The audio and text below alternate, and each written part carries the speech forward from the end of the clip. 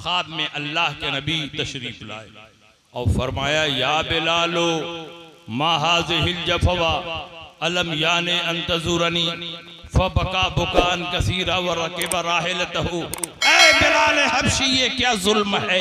क्या मेरी कब्र की याद नहीं आती? मेरी कब्र की ज़ियारत के लिए नहीं आओगे? जब मैं मदीना मुनव्वरा में हयात ज़ाहिरी के साथ मौजूद था तो तुम एक खादिम और गुलाम की तरह मेरे पीछे पीछे रहते थे। अब मैं कब्र अतहर में आ गया हूँ तो मुझको छोड़कर मुल्क शाम चले गए। मेरी याद नहीं तड़पाती? मेरी कब्र की ज़ियारत के लिए नहीं आओगे?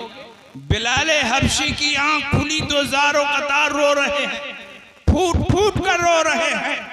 बिलाल हबशी ने ये नहीं सोचा ख्वाब में आने वाला कोई और होगा, नबी नहीं होंगे, इसलिए कि वो सहाबी थे। उनका अकीदा था मन रानी फिल मनाम फक़द रानी फ़इन्न शैतान ला यतमस्सलु बी। जिसने मुझको ख्वाब में देखा उसने हकीकतन मुझे को देखा, क्योंकि शैतान को भी ये पावर और इख्तियार नहीं कि नबी की शक्ल सूरत इख्तियार कर।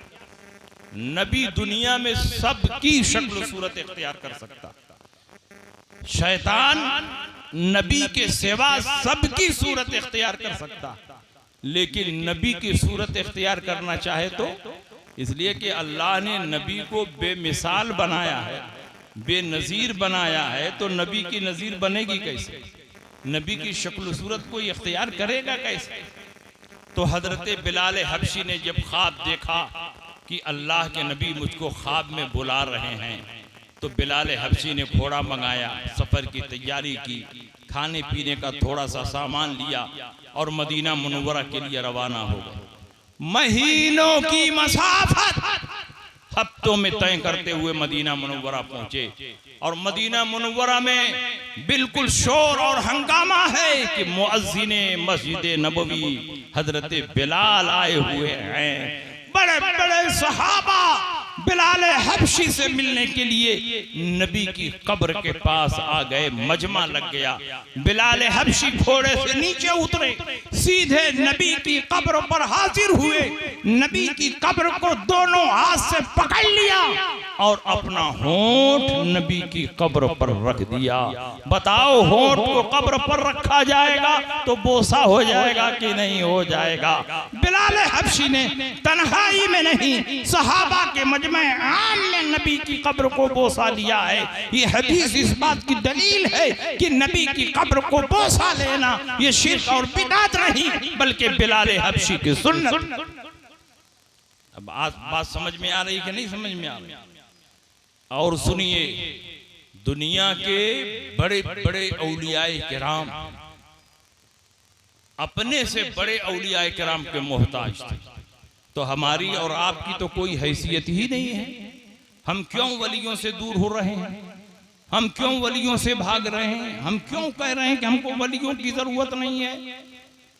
बड़े बड़े औलियाए किराम जब मुसीबत में फंसे तो ऐसे वक्त में उन्होंने अपने पीरों को याद किया और उन पीरों ने आकर अपने अपने मुरीदीन की हिफाजत फरमाई। वलियों में एक बड़े वली हैं हजरत कुतुबुद्दीन बख्तियार काकी।